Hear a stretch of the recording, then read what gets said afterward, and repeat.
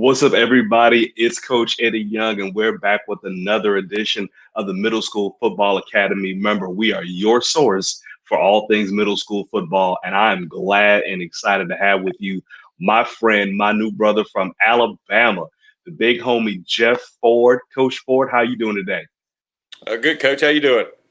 I'm doing great, my brother. We are having a nice little relaxing, chill Sunday, so what better to do than to talk a little football, right?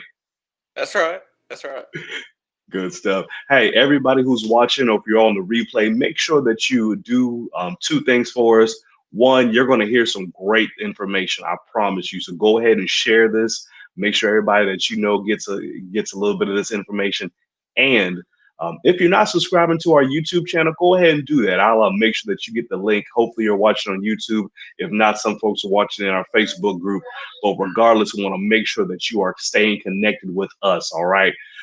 But Coach Ford, why don't you tell us a little bit about yourself and your experience with middle school football? I needed a job coming out of college, and you think I want to be a head coach or an OC or a defensive coordinator or a linebackers coach at a really good 6A program, right off the bat, and it's kind of Right. like, well, that's not really where they have the jobs. The jobs are at the elementary schools or at the middle schools because the coaches that's got a little bit more under their belt and years and service and just experience, they've got the better jobs because they've got the experience, I guess, been in some Right. big games and maybe even some championship programs. So you're the new kid on the block and you got to prove yourself. But at the same time, you got to get a job. And, sometimes a coach can work something out for you. Like, well, you work at a elementary school, but maybe right over to the high school. But that doesn't make people happy as much nowadays. And when you're at a middle school, a lot of the times the principal says, we want you to coach our kids, and they're looking for Mm-hmm. people that want to spend time and put in the time and put that program, first and make it the feeder program for the high school, but somebody that wants to be there for those kids at that age group. And excuse me, I guess I just prayed about it and kind of thought, well, these kids need a coach. And the great thing about it is in Mobile, they only pay two coaches. And a lot of times it's hard to get volunteers. So you're going to get to do all the coaching you want to do, on both sides of the ball. There'll always be something that needs to be coached up, especially during the week.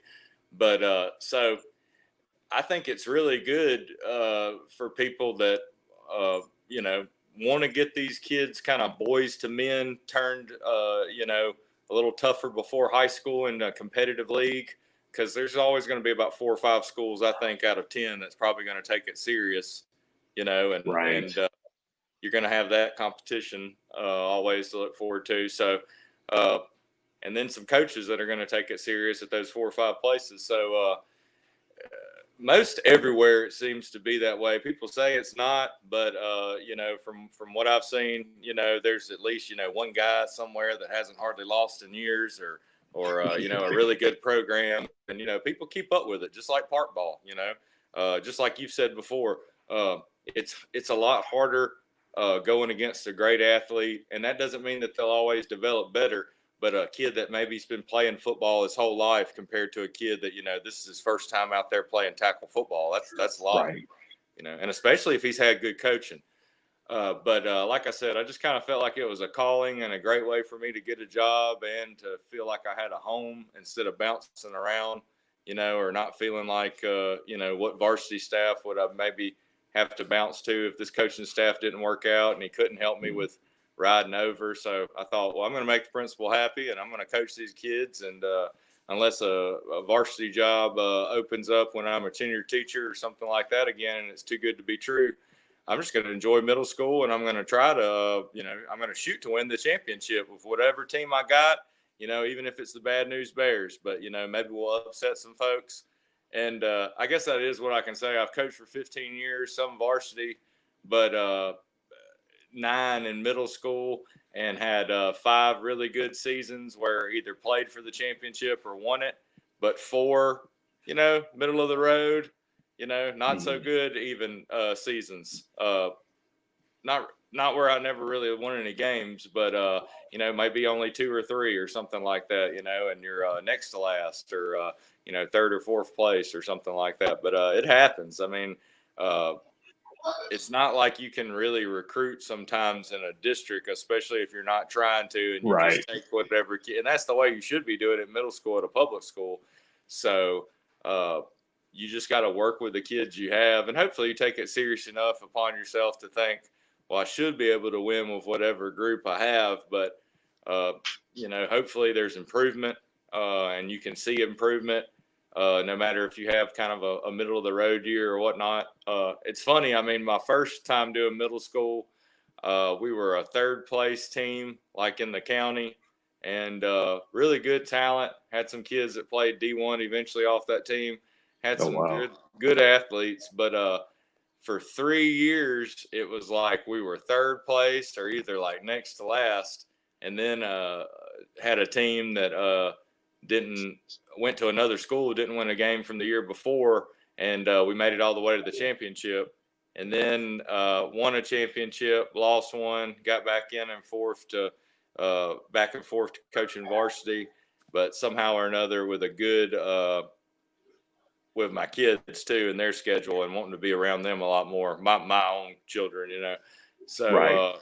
it became where it was kind of like, well, maybe I'll go back to middle school, but then of course maybe another varsity job will come up. But as I went back into middle school, it became where it was like a little bit more competitive, or I was at a better school, kind of like the Miami or USC of middle school. So, Oh and I wow. will say Okay. this, like it does help, when you've got a few good athletes, it really does.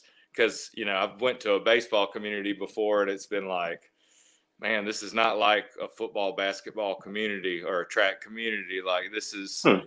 a little different because it's, sometimes you don't have the focused on speed or even the game of football, where it's pushed like Yeah. almost competitively year round. And it's just more of baseball is the main sport year round. And I understand that from some people because, I mean, that's one of those guys I guess, get paid the biggest bucks. It is pretty hard to hit a baseball. Of course, football's, you got to be pretty tough and do a lot of other things too. But we won't get into to all that. But Right. but it is different when I guess it's just the tradition, even of places, and when you have a good tradition, it just seems like there's almost even that mystique and like and the belief and the magic, almost kind of like they say Sooner magic for Oklahoma or something. Like there's always that belief where it's kind of like, well, we're so and so, that kind of, anything can happen. When you're a good That's team, right. and you believe and you play until the last whistle. I mean, a lot of times that is true.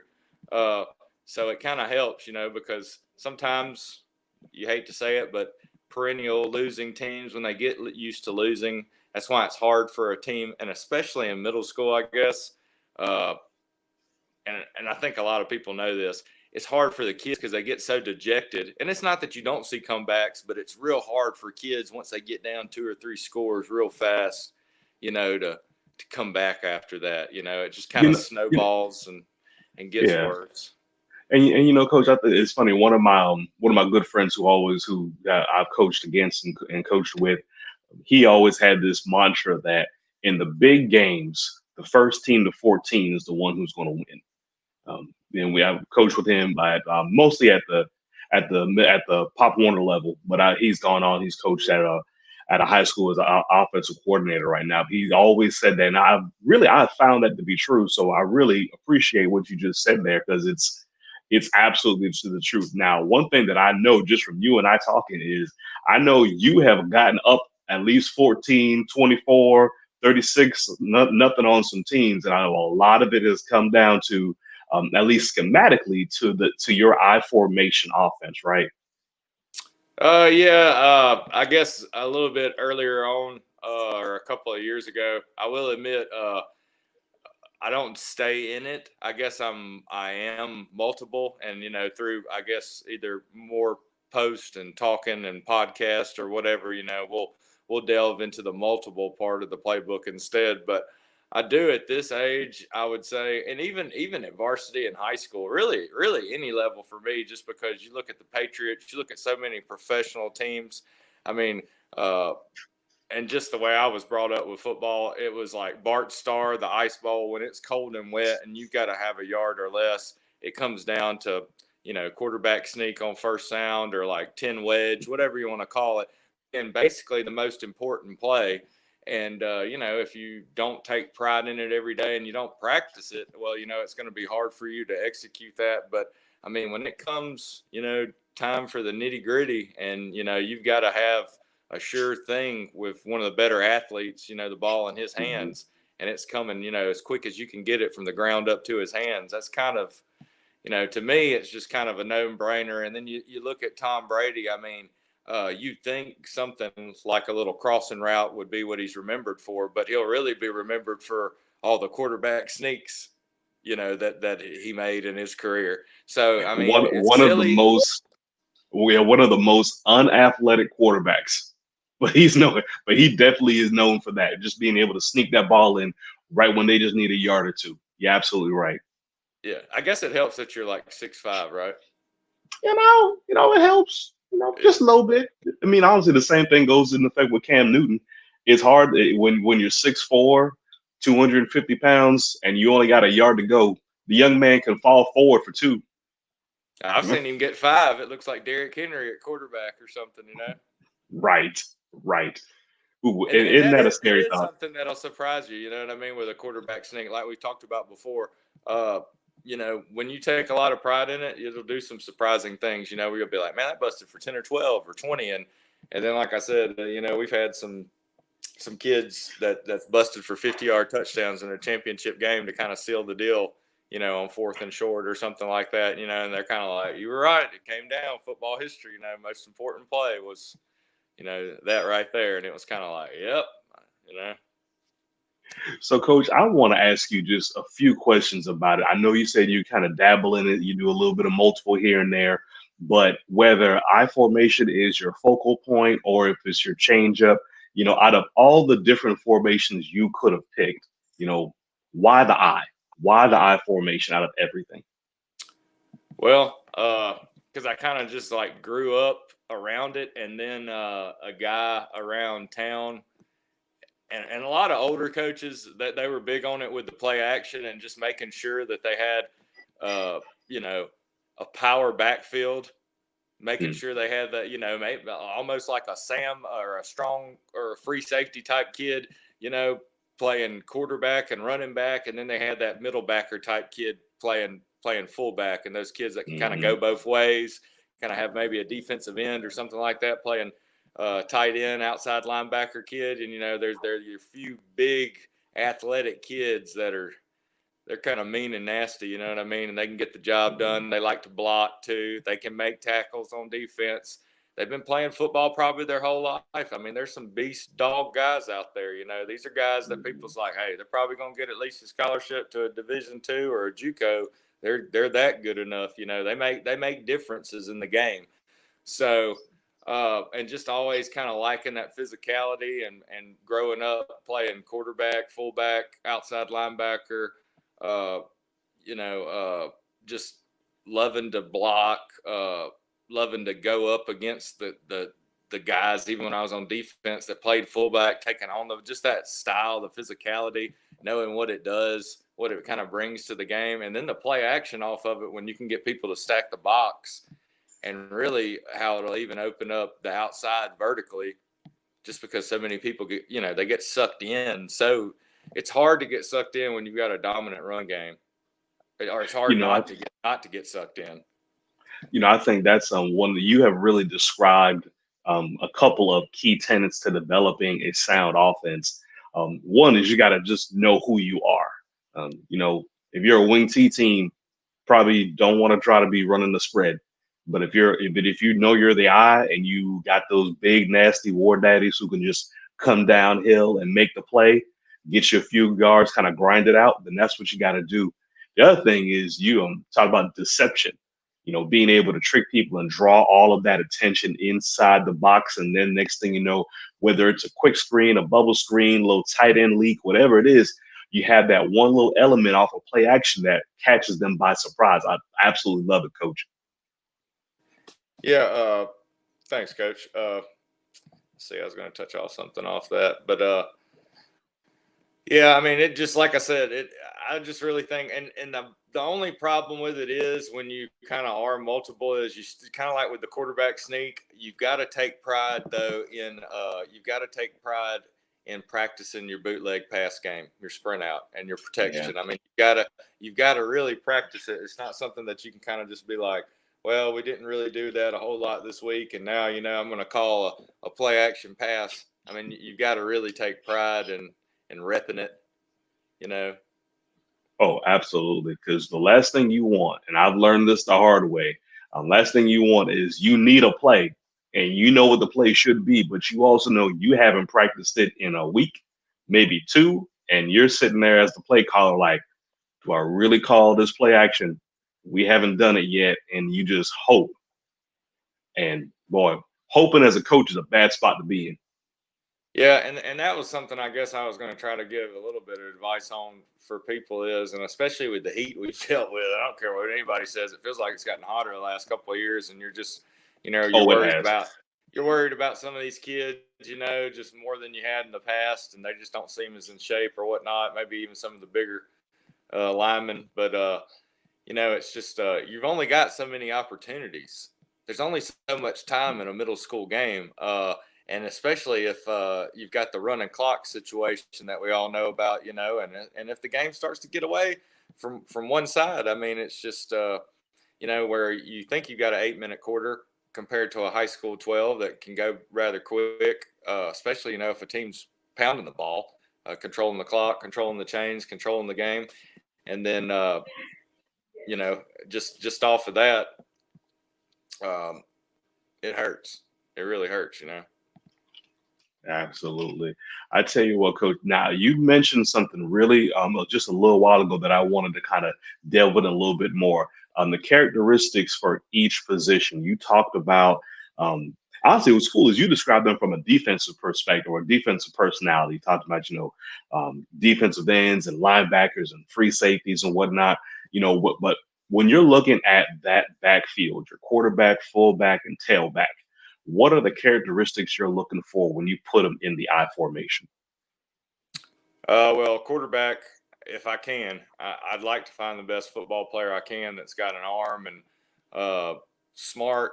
Uh, I'd like to find a kid that's got some experience. Luckily, in the past, I have had some good parks that have championship caliber kids that come into the program that has won and been known for winning championships. So I usually get a kid that they run a lot of multiple offense, and they kind of do start off with a base of an eye. So he's good off of play action. There may be a few things here and there that I kind of want to tweak with him or kind of do my way or whatnot.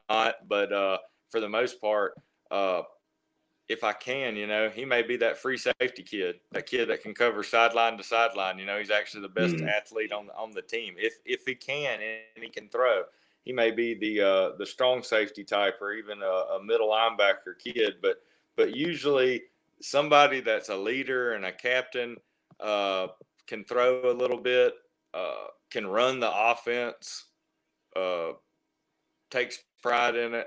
But that's usually a kid that you can find even working with some kids at PE, and you may think you have two or yeah. three at times, but usually it'll be a kid that's had a little bit of experience because it's just kind of like you said, it's real hard for a kid to come into middle school that's never played tackle football quarterback. That's It is a hard. challenge. Yeah. Unless you're pretty good at grooming a kid, because that pressure starts coming, and he hasn't ever been hit like that before in pads. It's kind of, that's why I That's said different. if you've got a kid that's played free safety, and he can cover sideline to sideline, and then you're running play action bootleg out of it, I mean, you can do a lot with that. Absolutely. Now talk to me about your fullback. Yeah, kind of. Now I want him to have a little bit of hands. I want him to love to block. Kind of that extra lineman away from the tight Hmm. end kid. Like another lineman, maybe that some people call it the 6, but I guess it'd be your 7th with the tight end. But usually the middle linebacker type kid, sometimes a Sam, but he can make blocks. He's physical. He's kind of got a nose for finding the hole. If a hole clogs up, he can kind of bounce it out there and still kind of turn it away from play side. You feed him a bone, can kind of give you a couple of yards. He may be a hard tackle. Maybe put him at tailback a little bit. More of a power back. But a lot of different kids, in middle school you can put there, because the problem, my biggest thing over time has been don't think in middle school it's about size. Like, if a kid can do what you want him to do, even on the line, I mean, you don't want the smallest kid out there. But I mean, if everybody was kind of a slower, athletic, just kind of fullback type kid, guard type kid, defensive end, he may not be sideline to sideline, but he can kind of, he's strong and kind of hold his man up and make tackles in space, or, he can cut people off and make blocks. Because a lot of times in middle school, you'll just hope that they keep their hands inside and kind of shield somebody away from the play, almost like basketball. If they can do that for you, a lot of times they're doing a great job, instead of kind of running up to somebody and holding them and, getting their arms around them. And then the next thing you know, it's like, why did you do that? That'll happen to you a couple of times too, by the way, if it hadn't already. So don't feel bad if it does. Just try to remember that and say something to them ahead of time. Yes, Lord. Now, last but not least, how you want your tailback? What you looking for in your tailback? Tailback, and if I can find two, I'm looking for either a Mark Ingram type kid or that Alvin Kamara type kid. Nowadays. In middle school, the Mark Ingram kid may have to be more like your fullback, because you may only have a main tailback kid. He may be your Alvin Kamara kid, but if you're multiple, you can put him out in the slot some. But it's good. It's good if you can, to have two running backs. But I know sometimes you've got a main tailback kid and another kid that maybe he could play tailback a little bit for you, but maybe he just blocks a little bit better, lead blocks for this kid, and maybe it's his vision that's helping. And for a lot of other people, he might be able to play tailback, but it's just, you've got this other kid, and, he's just that much. You need to feed him, maybe a little bit more. So that'll be something to think about. That's kind of what I'm looking for at running back. I know that's sometimes few and far between, but and usually a kid that on defense, he may be playing strong safety or one of those Sam or middle linebacker positions, something like that. If he's not the free safety playing running back and not quarterback. Vision, agility, can catch the ball out in space, good hands, good out in space, elusive, can make people miss, kick returner even type kid at running back. Got to have some wiggle. Yeah. There you go, yeah, Coach. Got to have some wiggle, got to have some speed. You can't coach that sometimes. Oh, no. Sometimes it just comes prepackaged. It's in the programming. Yes, sir. So now, gotta know. Talk to me about your blocking scheme.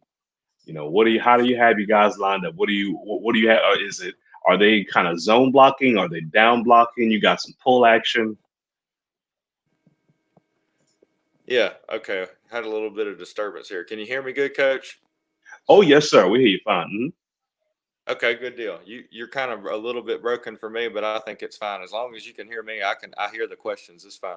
Well, it just depends on the play, with play action. And I do a little bit of unorthodox stuff, maybe that I wouldn't even do for varsity, just because over the years, you got to remember sometimes you're working with kids and not everybody is even, some people might not even play past middle school. And, you're still expected to kind of win, get them to kind of get the job done. I like tighter splits at the younger age, where I'd want maybe a standard 2 foot to foot and a half split for the varsity. I know with the kids, even if I say 1.5 feet, it's going to be a foot, and it's probably even going to be a half a foot. I like about half a foot on some of the worst years, and we still made it to like the championship. I did not want to do this. It may have been the field surface, it may have been the weather too, something like that. But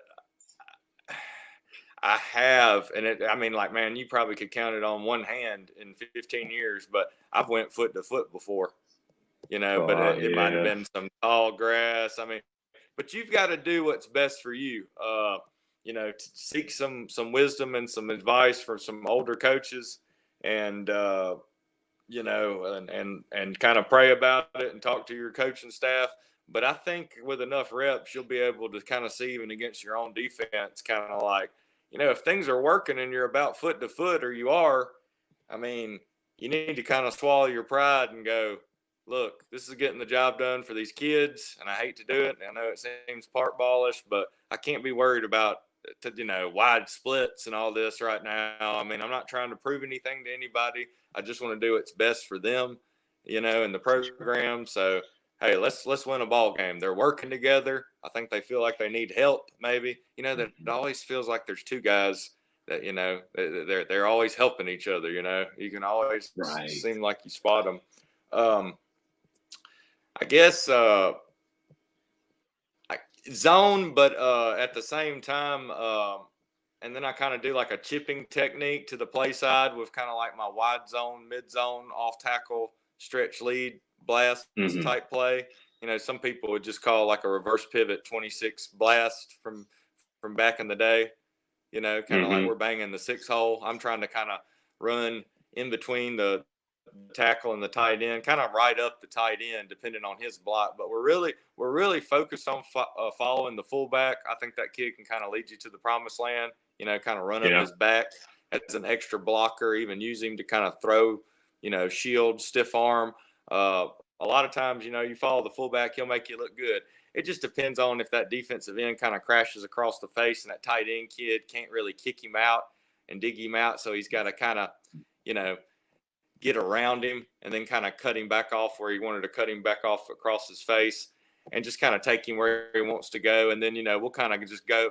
And then it kind of goes back to the old part ball, just like butts, basically. And the dumb, like we're cutting off butts, basically. It's like we got a little alley here, when you slow motion this and do it in the preset, and little walkthroughs and things like that, and just kind of meticulously OCD do some of this when you have them even in PE or on you ask them to come up there. I mean, if you take it serious, enough, or you get like a dad's day or something to going on with like a little church football camp for an excuse, and you do these little monotonous elementary things where it's kind of like, okay, if the play breaks down like this, and in a perfect world, the blocking scheme should look like this, and we should hit this hole. But what happens if this?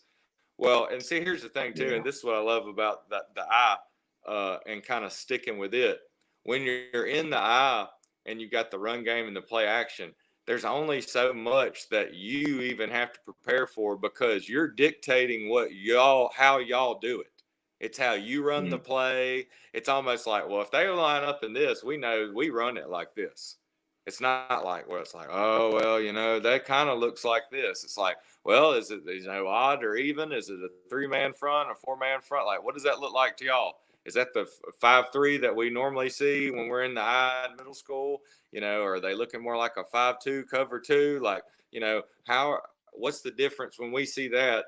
How are we going to block it any different? And the kids usually know where it's like, well, we're really not doing anything different other than this. So nobody really freaks out, because everybody knows their job. We've been there. There's only so many ways we do it, because like I said, I guess it's, you're only going to get so many plays and so many opportunities. And I mean, you'll be, and I'm sure you already do this, there'll be tons of games, especially in middle school, where you'll be like, man, I didn't call hardly any of that, or we won without completing a pass, and it's just, and that's the thing too. It's kind of like, we got to think about how many opportunities you're going to have, because, you're only going to get so many because of time. And if one team's really controlling the clock, it's not just a quarter. It can almost be a half in middle school. And, you may have only had 8 to 12 plays in that game because you played a team that was, they were a high caliber team too,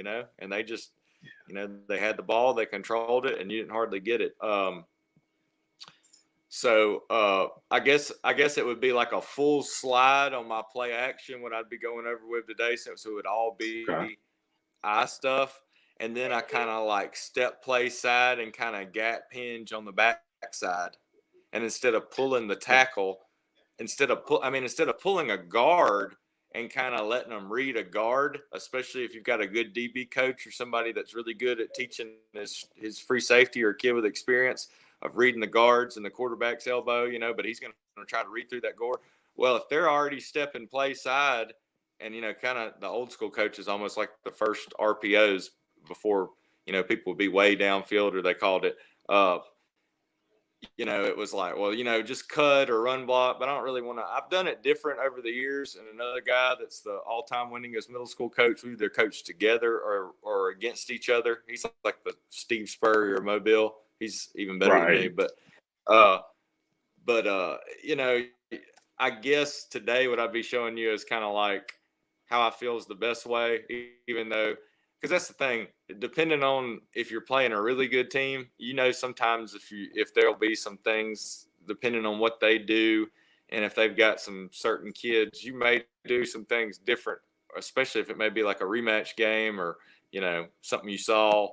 There's always I try not to change too much with the middle school kids, but going back to, say you were running the lead stretch to the right to the tight end side, and maybe reverse pivoting your quarterback if you want to do that. And I've done both with it or without. I think it's easier because he can see the defensive end coming a little bit sooner, and it kind of delays the defense a little bit more. But that's a good point. So that's a good a good point, Coach, because I saw something on Twitter just recently, and it was saying that Alabama, a lot of times when they're in the pistol, they will reverse pivot their quarterback, and there was a couple comments about like why would they do that, but I've never considered the thinking about seeing the defensive end from the backside and seeing him coming a little quicker. That's a very good point. Yeah, because your back's turned the other way, even though it's kind of like you're having to turn in a circle. You're really already going that way. You're kind of just faking, with the look and the play fake of the extension of the ball, most likely. Because I try to teach that too. I want to show the ball to everybody in the stadium. My kids got to be able to take and use one hand like we're going to place it in the gut of the running back on the lead stretch. So that's going to sell, the play action too. Because it's not just a two-hand kind of I've showed the ball. I've extended my hand to everybody in the stadium and look like I'm about to, the same way I normally do, and he's going to open up from left to right and then play action back to his right. He'll be rolling back over there to his right, and the play will be going from the right to the left. So really kind of to his left arm, but you know what I mean? He's kind of opening up, to his left. And then he's having to turn when he's play action, faking to the 6 hole, which I'll draw up, and basically he'd be turning right back around facing, square to throw to the tight end, dragging. You'd have a post corner being run by your X up at the top.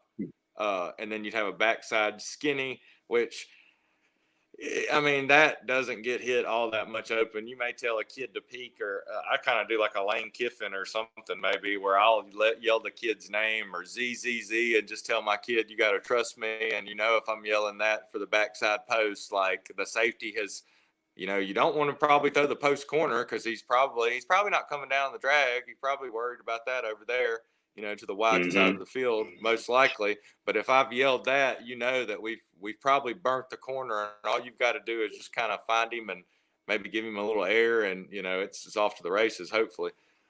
Put it where he can catch. But yeah, oh yeah. But it's beautiful when it works out like that. And then going back to the chipping, like I said, I just try to teach the kids to step play side, and we're both basically.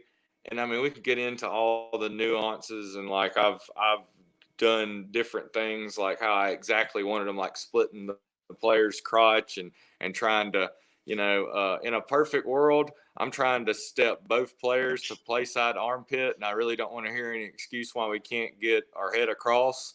And I want to turn the player away from play side of the off tackle run.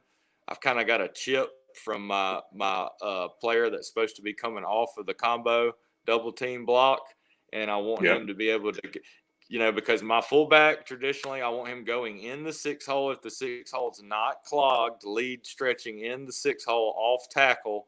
I want to hit our V with the running back right there. If we got to bounce it and the 6 is clogged, we'll turn it into 8. That's fine. But this is not the tall sweep play.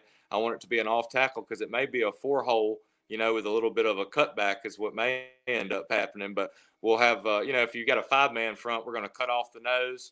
I got a double team block on the backside going to the wheel. Not going to block the backside in because off the reverse pivot, my quarterback off the play action, even though it's the run, he should be. Dan, that guy should be containing. He should have enough to not crash down. But they might. But we're going to take the chance on that guy probably not coming down that hard and being able to make that play. But that center's got to cut off that nose, try to turn him away. It kind of goes back to the old drills of some YouTube park football with the dummies and the kids, even on a rainy day in a gym, where it's like, hey, I want you to learn to almost shuffle your feet with toes out with a wide base, flat back, get your nose in there, thumbs up, and I want you to shuffle and turn this guy away from play side and get your head across play side. And I want you to make him try to fight back across you this way, but do not let him beat you across your face and turn him away from play side. I think if you take a lot of pride in that, and I know a lot of people are like, it's, when you try to practice that, but it kind of is, it's hard for a kid when you're teaching zone blocking and it's a quick chip. And that was another point I was going to make. If you've got slower kids, just let them stay on the double teams. Don't let them chase the backers. Yeah. Because a lot of times that'll just end up being bad. It'll almost be like he'll come off, at the right time if they just won't worry about it and kind of work together. And let's get this guy moved. Let's try to move him 5 yards back and knock him into him if we have to. That's right. Kind of let that. Kind of like how you want to let a quarterback, how is not a Peyton Manning or a Tom Brady out there throw into windows. And you can probably still play a cover one with a deep high safety, play cover one man, and be like, this kid probably ain't gonna be able to throw the digs consistently. The post, let's see if he can beat us. Let's try to at least pressure him with 5. Because that's hard to do. And then I guess that brings in where kind of like what we're talking about, where you kind of want to have a mobile quarterback or at least a kid that can sprint out. And with this offense, selling the run hard with a lead blocker like that under the center, you're most likely going to get that very good. But, it's hard. It's few and far between to be able to find the pocket passers of the world that can just sit back there and pick you apart. But, it's been proven so many times, just like you said with Peyton Manning earlier, when the Patriots would jam his receivers and then pressure him in those games, he didn't have enough time and the receivers didn't have enough time. And when all that gets thrown off and you're not a mobile quarterback, it's just hard. And I know it's still the NFL and you got to be able to throw from the pocket, but kind of like with what Lamar's doing and some guys that can kind of sprint out and throw off platform, Mahomes and Russell Wilson and those guys. And I think, and that's the thing, those guys can get under center and run that type of offense, whether they don't do it as much, probably even as maybe much as they should with Lamar traditionally, like maybe they did with the RG3. But I think Andy Reid and the Chiefs do a little bit better of mixing it up with some under center stuff for that team. But those guys, they give you just enough, they can get outside of the tackle box and be smart about it with eyes downfield. They're looking to throw first, but if they have to, they'll run. That's right. Well, Coach, I tell you what, you've got me excited. Why don't you go onto your whiteboard, show me what you got. Let's talk about this a little bit. All right, let me make sure I got this all good right here, Coach. I'm gonna step over there. Not a problem. See, you got your Christmas tree. Hey, while we're getting that set up, remember, folks, if you're not already subscribed to our YouTube channel, please do so. We come out with something new pretty much every week. So we want to make sure that you are on board with us. Okay. All right, Coach. All right, now you can see me good, Coach. I see you, but if you can bring your camera a little bit closer. I'll bring this board closer. I'm set up instead of my coach's office in the living room. So it's Merry Christmas to everybody. So it's Yes, my sir. first time doing this. I can get this as close as we need to. How's that, Coach? Is that good? Yes, sir. That's a lot better. Mhm. Now you may need that light above you. Got a little bit of a glare. Um, Okay. yeah. No problem. I can turn on another one.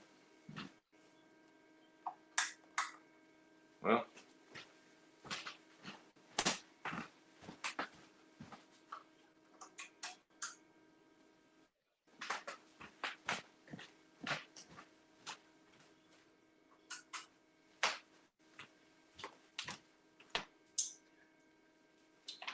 Maybe not. Also, I can do my board like that. Still a glare, Coach? Still kind of bad? Actually, I think when you leaned it forward, we're good. But let's just go with it. I think we're okay. Go with it? Okay, my bad. All right.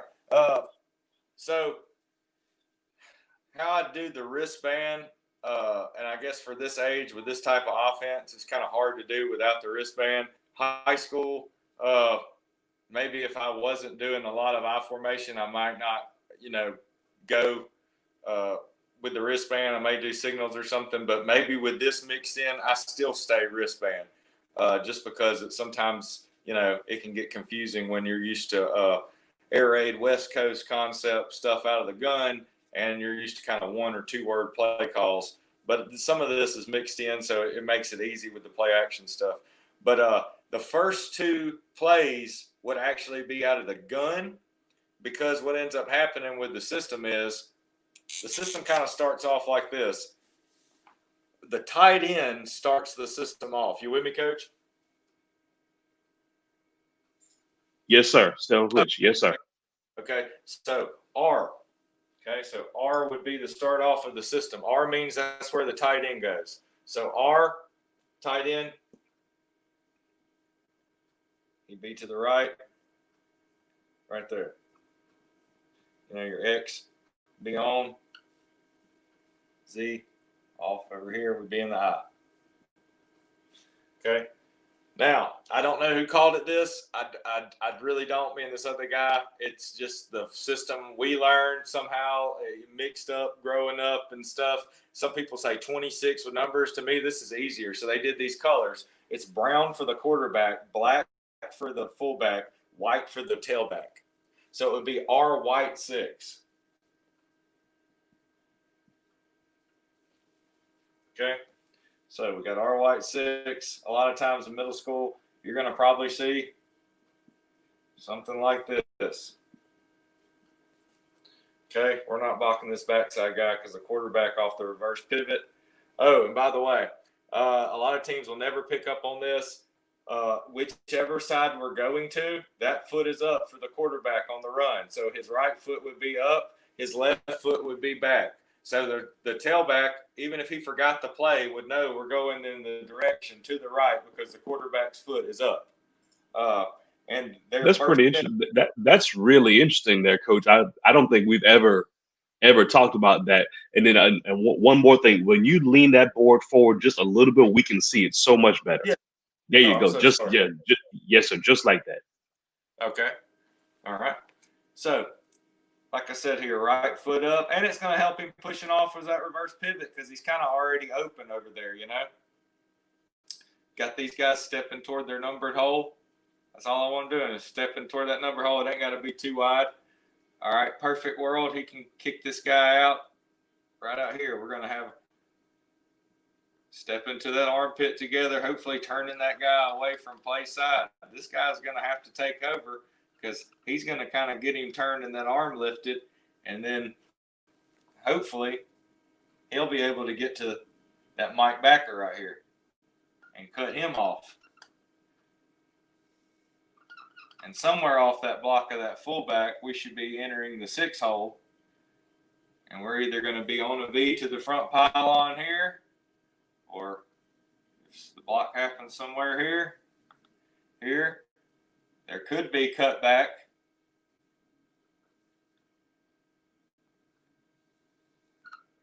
There could be cutback. You know, I've seen it. Do something like that. Kid's going to have to still press the hole hard, run to the number hole almost at the line of scrimmage. He's got to put that foot in the ground, and that's got to be the cutback. It can't be looking cutback like a Le'Veon Bell or anything like that. And then we don't worry about blocking corners, especially in middle school, because these kids are probably bailing, especially if any of these kids are any good, and we're just push cracking to the safety.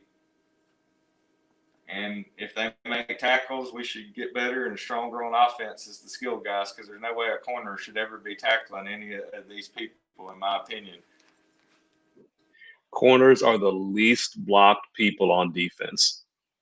Yeah, I mean, there's times where I'll block on a tall sweep or somebody, or either a bubble.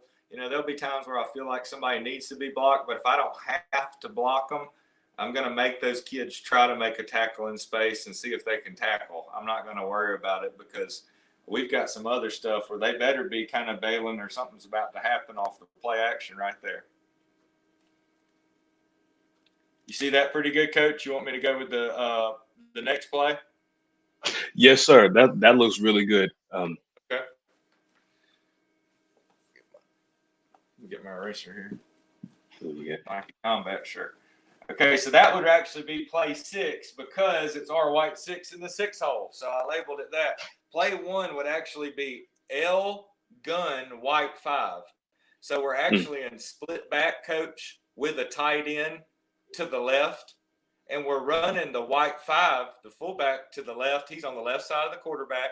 The tailback just actually crosses the quarterback's face and follows the fullback into the 5 hole. And we're still trying to kick out with the tight end, except we're in the gun. Now, I know we're not going to go over that, but I just want to tell you what it would be on the wristband. Yes, sir. Yeah. And then play 2 would be our gun white 6. Well, play 3 is actually our white 6 that we just went over, which would be play 6 to keep it easy for the kids. Regular our white 6 in the I formation being play 6. So that's how I kept it easy with that. But play 3 is our white 6 kangaroo 5, Coach. Okay. So what that is actually you're running. It looks like you're running the R white 6, Coach. Yes, sir. The lead stretch right here. And I can draw all this up, I mean, even against other fronts or whatever. I just like to try to do it against a 5-man, because it seems like that's what you're going to – it seems like I see 53 the most when you're in this, almost like you're getting them to get in it. Right. It's like a natural reaction. Yes, sir. And I can send all that stuff and put it on our website or whatnot. But that'd be great. The backs on this are still going to be running white 6, but the line, and for the quarterback on this play, they listen to the last number. So the backs are still going to make it look like the white 6, but everybody else is blocking 5. So, like if we had a tight end and we did it right here, Coach, we got this guy right here. He's going to pull. The quarterback just reverse pivots and doesn't even hardly get deep. He wants to get right behind him like this is his fullback now. Mm-hmm. Okay. Okay, hold on. I'm sorry. That was we got the white 5 without the tight end, but that's okay. I do it either way. So that's fine.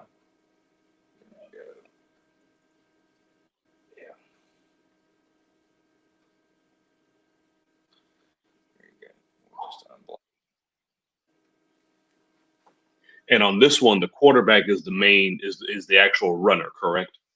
Yes, sir.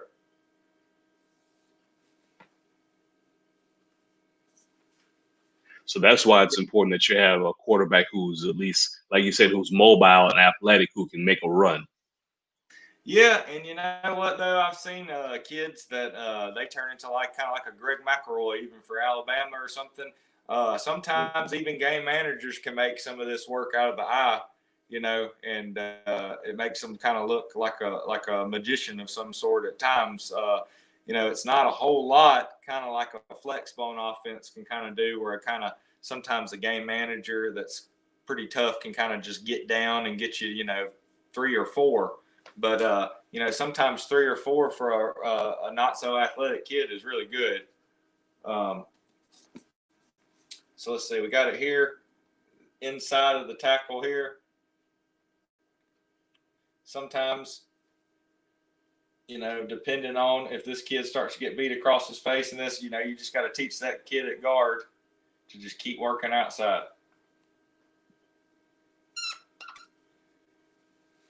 Just keep working outside. That'd be to the non-tight end side. And like I said, and we do run it to the tight end. You want me to draw that up or you want me to move on, Coach? Yeah, draw it up for us. Yeah. And then after that, I'd love to see your play action off of this one. Okay.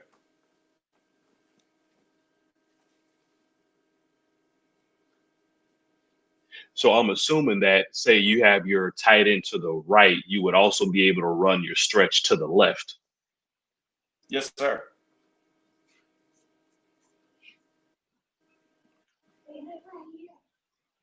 I may have to get another marker in a minute.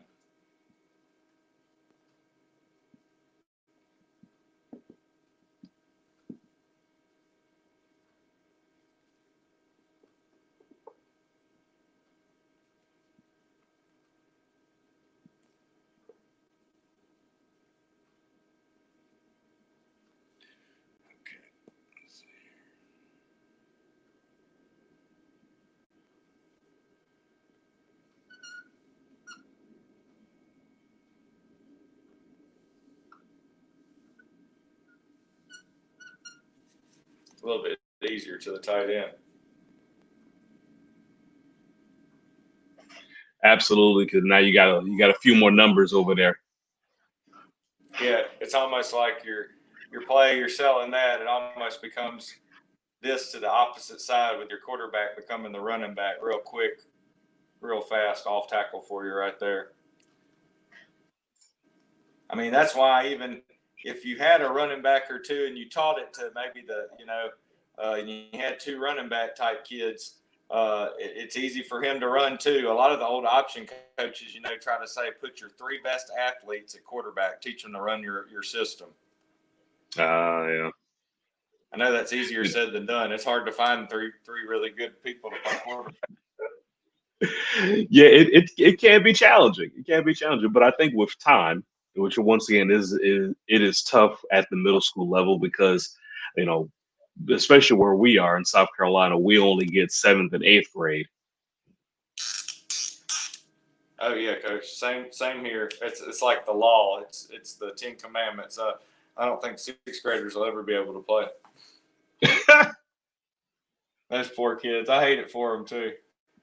Yeah, let's go with the play action just off the R White 6. Let's go with that.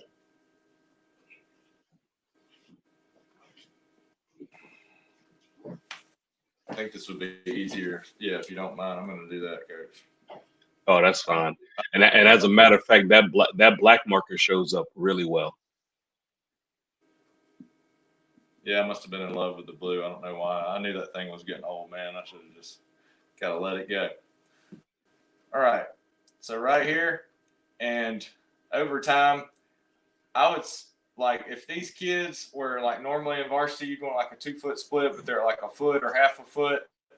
You know, maybe let this kid tight end be like 2 foot, a foot and a half, 2 foot. He needs to kind of be like off a little bit, widen him out, but stand him up, left foot, right foot back. Don't make him put his hand on the ground. He's already got them beat. Just let him hunch over a little. If he's got to kick him out, he's already open to kick him out. Everybody else, I kind of would even in middle school. I don't know why. I guess for just a quick or a comeback, I'll let them stand open like the Patriots or some of these teams will, kind of like with the opposite foot up. I know it's unorthodox, but it's middle school, what have you. But a lot of times I want him to at least give this kid an arm just outside, almost like a stiff arm, like he's chipping him. And then we're going No to try to shove. run across the face of the linebackers like a drag or an in, 5 and across, almost like we're just following the quarterback right across. A lot of times he's going to be your first read right here. I like to take this kid at X, and I like to cheat his splits down some more in this, and I like to run him kind of angled, like he was going to run like a skinny post, like right to it, right at 10 yards. And then I like for him, if we're far enough away, you know, if we're not 30 or 20 yards inside of the red zone, if we were, I'd want him heading toward the back pylon 20 and in. But since we're not, most likely I want him heading toward the front pylon right over there. And that's been big for us. A lot of times it'll be like 1, 2, but there'll be other times where I may change it. But most of the time it's 1, 2, and then you got this kid here. He's on a backside skinny. Sometimes he'll be 3. It don't really happen all that much. Reverse pivot here by the quarterback. He's going to play, show everybody the ball in the stadium. I want him to try to get anywhere from 7 to 9. If it's a real short kid that may need a little bit more time and to see. I've had a kid had to get 10 yards before, but buddy, he would deliver it. He just needed a little bit more time, and he was kind of short. But if they can get away and outside the tackle box and break containment, and then come back down the line, but then they got to make the decision. 1, 2. If I ain't got nothing, I got to go. That's right. And it's got to be that. I mean, with this offense, usually what ends up happening is, and then we'll go over the line. So like I said, with these guys, it would be more like a step play side and kind of gap hinge.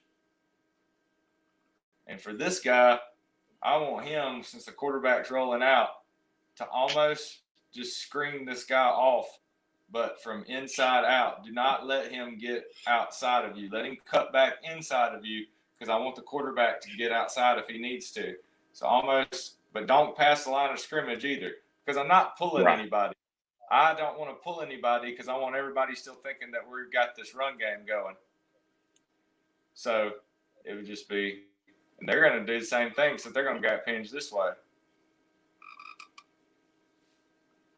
So it would be that. And that way I ain't got to worry about nobody going illegally downfield. I got my inside gaps covered. I probably don't have to worry about a blitz because you're in this formation, here's what happens. He's taking care of him. That's right. He's out of the play, really. He's delayed, thinking he needs to play out here, and the play's being ran off of him. So he's a contained guy. He's probably coming over hard here too, just from watching them step back down.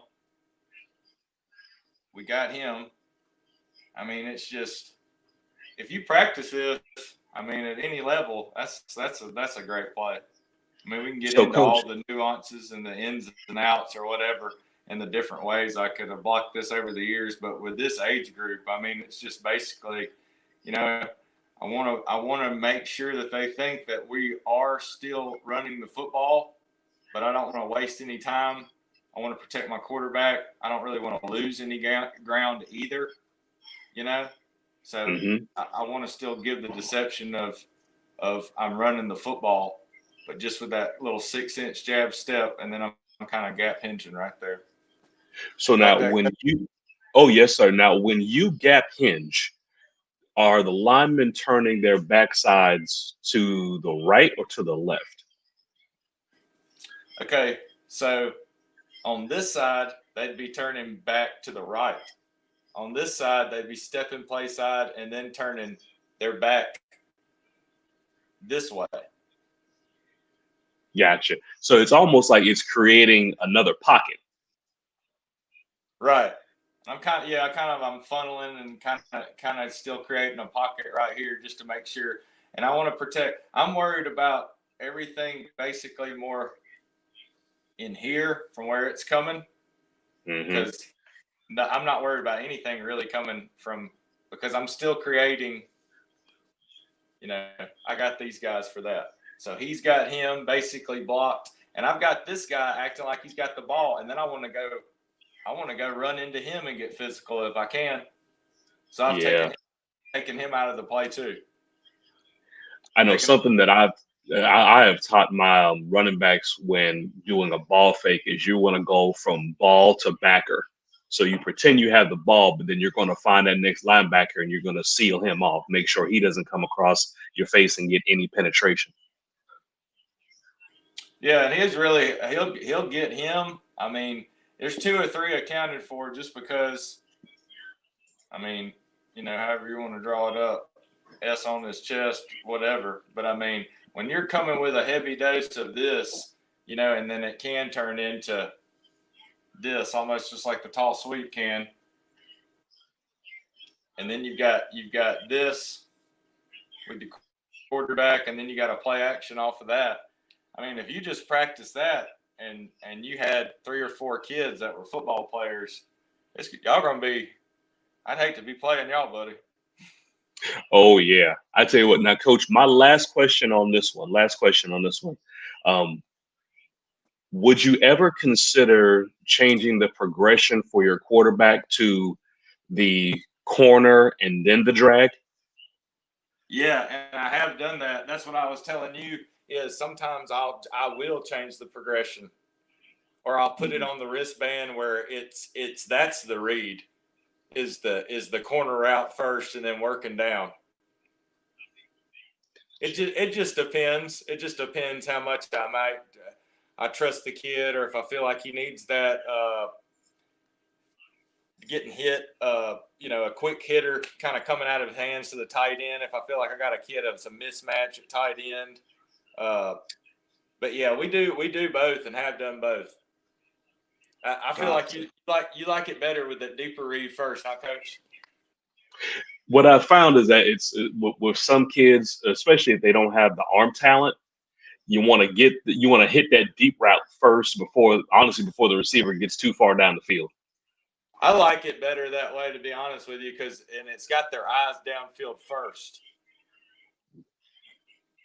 Coming out of that sprint out too. I like it where it's got their eyes downfield like that. They can always work back down. Right. It's hard to look further down. That's another one of those things where I don't know why I run it more like that. It's more one of those things where I think it's more of I'm paying homage to somebody else that did it like that. You know what I mean, Coach? Yes, sir. Absolutely.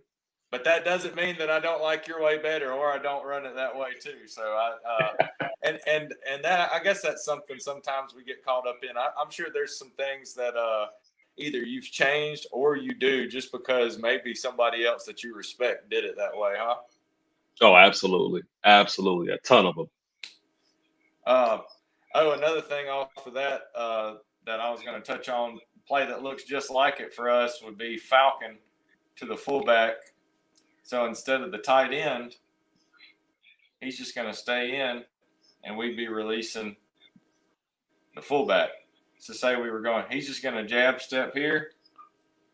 Boom. You still go in here. Everything still looks the same this way. It's just here. Oh, that's nice. A lot of times we won't even do anything. This guy will just like run a hitch or something, Right. It'll just be to kind of, or run him off or something like that. But that just gives you a little something different, because now he's not leaving and going. He still looks real quick like he's going to lead block. And then, it's kind of, this guy starts kind of trying to come in hard here, or in here. And then you kind of got him leaking out. Or if this guy starts trying to cheat over, you got you a little something there. So that would be R, White 6, Falcon for us. That's what that would be. And it would be. Do you find that? Yeah. Do you find that this play hits a little bit quicker than the tight end drag? Yeah. And like I think it does too, Coach. And I think it gets this guy out in space kind of one-on-one. And when you kind of find a guy that's a little bit fast of a fullback, that can be a mismatch. And then I just like how this tight end doesn't really leave, and he's getting that kick out block over here to try to be that off tackle block, and it's kind of selling that. And they've probably got their eyes more on the tailback than the blocking back there. Oh yeah. Because we don't really feed the fullback that much, and that's the thing too, is they haven't really seen the fullback get fed, and this is more like how I like to feed him, was something like that. If we don't have him out in space, and we get in like a multiple formation where we get in the gun or something like that. Even though, like I said, we will do like a black choice, which would be like basically a lot of times just like a dive in the 2-hole, and he can kind of pick where he wants to kind of go right up the wedge or the center, or right in here or something. But I like to do this a lot more and just kind of make people focus on this guy. You're going to get a lot of heavy dose of him, and he's going to be the lead blocker. And now all of a sudden we're going to throw to him. A lot of people just don't ever expect it. And when a lot of times when people talk about having balance in an offense, they talk about you got to have equal numbers of run, equal number of pass. A lot of times it's literally just getting the ball to as many different people as possible. So like you said, all of a sudden the fullback's been blocking, and then you leak him out. One, you keep that kid real happy. And two, it gives the defense another thing to think about. No, you're right, Coach. You're right. It's just like I said, you're only going to get so many opportunities, but I like this being mixed in just because and especially if you can, even if you're doing it with different personnel groupings, if you got them close by and you can hustle those guys out there, it just gives you a whole nother repertoire, I guess you can say, in your game. And a lot of guys are starting to kind of go back to it. I don't know if it's dealing with cold weather and it being wet and field conditions or whatnot, but sometimes you got to go with brass tacks and just kind of desperate times call for desperate measures. And if something works, well, I guess until they can break it, just keep running it. Absolutely. Well, Coach, I tell you what, we got time for one more play. What you got for us? Let's see here. Now, do you want me to share film, Coach, or did you want me to go over and film today? You know what? I think today we'll just stick with the whiteboard, and then because I'm digging this so much, I want to have you come back on another time where we can just talk just straight film. Okay. All right, Coach. That sounds good. No big deal. Like I said, I have my VCR ready or whatever, or I can share stuff. That might be, I'm going to talk to you about throwing some stuff in the files section or something. That might be a lot easier. So I had some things earlier. I put in some different files, and I was going to talk to you about sharing that with the group and whatnot. Oh man, I tell you what, you go ahead and drop it in there, brother. Let's see here. So you got time for one more play. Well, let's go with my favorite play, I guess. Let's go with the most important play. We'll just go with the quarterback sneak. No, it's not going to be anything grand to most people. We'll just do it against a 5-man front. No big deal. So while you're drawing that up, tell me, I know there's you and I have talked a little bit about just, I remember you saying a lot of times you got to have pride in this. You got to make sure that you work on this. What are your teaching points for your quarterback when you're installing this play?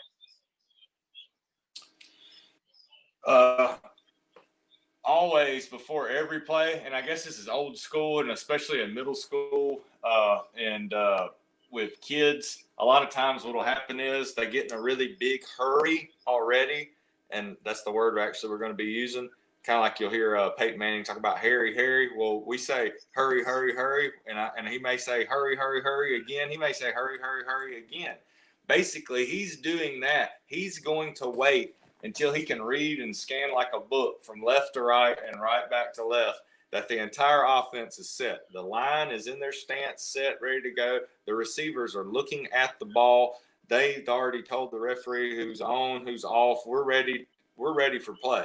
Until he's told everybody to hurry, hurry. He ain't doing nothing else. He's not going to say down, because what will end up happening is I've had numerous referees, the few times it's ever happened to me over the years, a lot of them will, if there's any movement after he says down with movement other than the snap, they're calling a penalty. Right. So I just use hurry, hurry, and then we do a long, drawn out, I call it the John Elway or the Jim Kelly down. And I mean, it's your down. I want everybody to still kind of be like, hey, we're not quite ready. And then we go off first sound. I used to do ready, go, or set, go. It's just been go, like as quick as we can after down. So we kind of catch them off guard. We've got a long drawn out down, and then it's go. And then it's, from as fast as we can get the ball from the ground up from the center's hand to the quarterback, and then go from there. And taking pride in that being the most important thing, whether that be the lead stretch play or the quarterback sneak or a play action pass, we're still taking a lot of pride in how quick can we get the ball, get set, and then get the ball from the ground up, from the center to the quarterback, and then the quarterback moving, of course. I love it. I love it. And that change in tempo in his cadence is guaranteed to catch a lot of people slipping. Oh, yeah. There ain't no doubt, Coach. There ain't no doubt.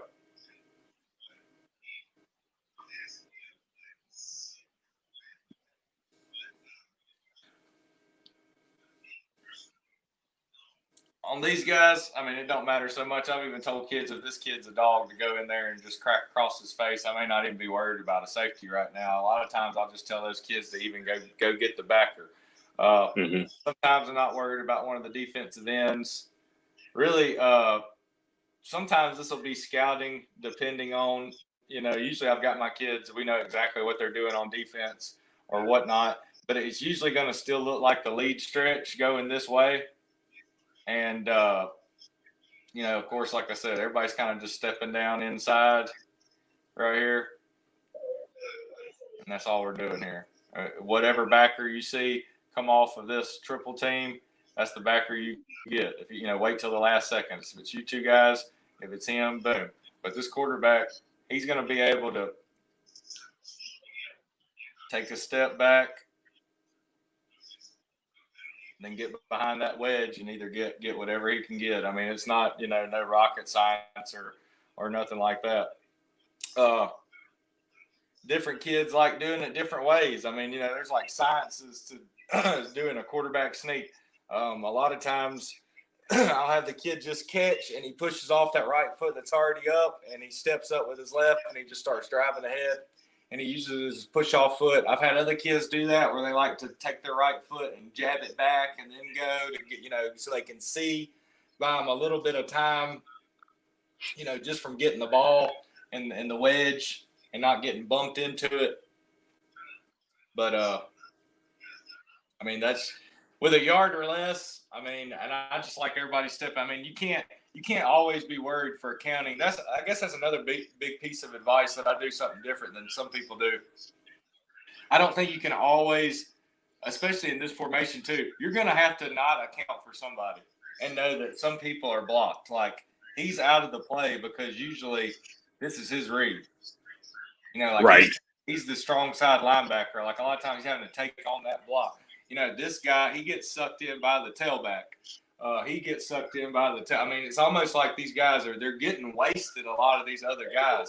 And then you got to remember what his job is. And it's going to be real hard for him to just shoot down and get the quarterback doing a quarterback sneak. So I think a lot of people's biggest problem sometimes, and especially in run game and even in a spread run game, is just overthinking and thinking everybody has to be blocked or accounted for. The good thing about this offense is that a lot of times people are blocked and accounted for. Instead of this guy having to make somebody miss, I mean, who is he having to make miss other than this one guy that could be flowing over the top if it's blocked correctly? And really, a lot of times when you're running that lead stretch, this double team is going to happen, and this guy's probably going to come off and be able to get to him. And a lot of times you don't even need the backside double team. He can just go right and get the backer, and you get this guy to just make that block. That's right. Your backside in anyway. And sometimes we'll do that if we just feel like we're wasting time. But I mean, how many times is this kid going to make that play all the way over there? Even Exactly. probably And not. like you said, the good thing about it is if you did just send, I believe it's your guard to him, it's because every now and then you'll have that backer who will try to shoot through the backside gap. But if you send that lineman to him, you cut him off immediately. Yes, sir. Yeah, and and like I said, and I'm I'm never one to just always act like this is for sure. I mean, and you hate to say that, but I mean, I guess that's some other advice I could give young coaches out there or anybody coaching is you're going to change some stuff sometimes. And sometimes you're going to think you need to do it for what's best from the kids. And a lot of times it's probably because, you do take, you respect other coaches' opinion, their wisdom, their knowledge that they've had in the game. And, they've probably been around a little bit longer than you. They've probably won a few games bigger than what you've already coached in. So it's hard, not to, and when you've got a couple of maybe different mentors and you've got 2, 3, 4, 5 different opinions, it's hard to kind of come to a conclusion on what the equation and the hypothesis is going to be with what you want to go with, from your game plan. Because, if you've got a couple, even if they're just high school, but they're a Nick Saban or a Tom Osborne, of the world. And these guys have, well, he won a state championship or he won this, and he kind of knows what he's talking about. He does it a little bit different. It's kind of like what you were saying earlier with I'm more of a traditional eye guy. This is what I grew up in with the gun, and that's why I run it. But I know wishbone guys. I love talking with wing T coaches. I love talking football with wing T coaches. I just didn't grow up around wing T. But to be honest with you, Coach, the hardest thing I ever had to go up against as a player and a coach has been wing T teams. And I tell you what, this new wing T spread and air raid wing T and buck wing T with RPOs, that's some hard stuff to defend. And you're seeing it at the pro level a little bit. You're seeing it at the collegiate level. You're especially some of the inside run game, like G scheme stuff, or like the trap game, Yeah. and buck, and just people trying to get a little something different, maybe more off tackle as opposed to like a jet, and trying to get so wide or something like that, and just have a different look. But there are some great wing T coaches out there, great single wing guys. Uh, I do actually. I didn't go over this, but we didn't talk about. We talk about you only have so many opportunities or chances. Um, you might want to have some wildcat. You might want to run some type of Yeah. shotgun Notre Dame box type of offense, off tackle to the tight inside. With a up back kind of sniffer and your tailback type kid, maybe even as a blocker for the quarterback, and run fade to the outside with two kids or something. I've seen that win championships in middle school. I've had it help me win one. Kind of, and with the old stuff that was really in the gun, some of that single wing or Notre Dame box. And, and we even saw it with like a Tim Tebow at Florida and some of these other offenses. What's old is really new. And Yeah. in the youth game, I think you're going to see still a lot more of everything, and they may still try to get it to look a little bit more spread. But if you know your football history pretty good, a lot of it isn't anything new. It's just they may have been tweaked a little bit to look a little bit more spread, but it's probably some single wing or some box or something, back in the early days of football or with the forward pass when it first got into the game that people still teach this stuff, and it was some of the football they were taught. It's just they're disguising it a little bit more with the formation because they're in a true shotgun or whatnot, and the players aren't aligned in such an older way with the formation or something like that. But I just love football, as you can probably tell, Coach. And this is my bread and butter. The eye, even though I get in the gun, like I said, and do some other stuff, but it just feels like this has been a part of my whole life. These are some of the base plays that I enjoy to run and keep a part of my system. And then I feel is kind of like I said, my nuts and bolts and my bread and butter, and just kind of when I really need something and get something going, it's been really good to me for a long time. Well, Coach, I tell you what, I can tell this is great, great information, and I want to thank you for coming on and sharing with us. And I formation is something that any of us at the middle school level can install pretty easily, pretty straightforward. And I thank you for giving us that. And I really and don't be surprised if you see that Falcon in a couple. If you see that Falcon next year, because I really, really like that play. As we leave, tell the good folks where can they get in contact with you, whether that's Facebook, Twitter, email, whatever you feel comfortable with. Okay. Well, if anybody's a coach out there, hopefully they're part of your site for the Middle School Football Coaching Academy. And if not, they need to join. Hopefully they are if they're watching this.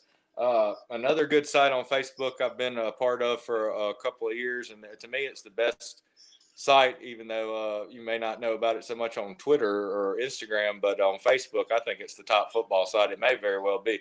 But Offensive Football Junkies got Oh some yeah. great coaches, high school, college. They'll talk to you, share information, get your phone number, get back with you, do Zooms. Uh, Great guys. A lot of guys just been playing for state championships and things of that nature, whatnot.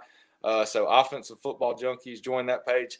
Me personally, my email is playercoach1@gmail.com.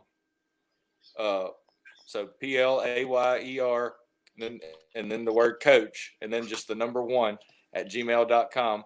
And then I'm on Facebook, Jeff Ford. I'm on Instagram. I think it's at Pro Style Coach on there too. And then I think it may be at Pro Style Coach 1 on Twitter, Jeff Ford. Usually has to do with, I guess that's what happened to me too, Coach. It's kind of funny. They attach the I with play action a lot of times to kind of like with the Patriots and the NFL with a pro style offense. That means you run somewhat of a pro style offense. So, uh, Hmm. I guess I've been taking somewhat of pride in that being so-called pro style offense. So when that name wasn't taken like 10 years ago, I was like, I'll be pro style coach 1. There you go. So that was pretty cool. But man, Coach, you got a great thing going. Uh, as we continue, hopefully I'll get set up a little bit better in my coach's office man cave. I wanted to make sure I really did this for the film. I had the film ready to go, but I have, just like that day I shared the little bits of film with the play action for my team, asking if anybody'd like to talk about middle school football. I'd be happy to, or whatnot, and share my knowledge or what I got in film.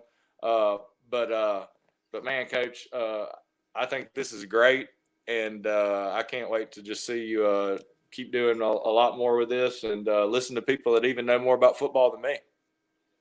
Hey, oh, I'm telling you, if anyone who is watching, if you want to hop on here and share, just like Coach Ford did, just hit me up, email me, message me, DM, whatever have you. Y'all, it's been a pleasure. I got a date with my wife, so I got to roll. But I'm so glad to see you all. Thank you, and we'll see you next week. Peace. Thanks, Coach.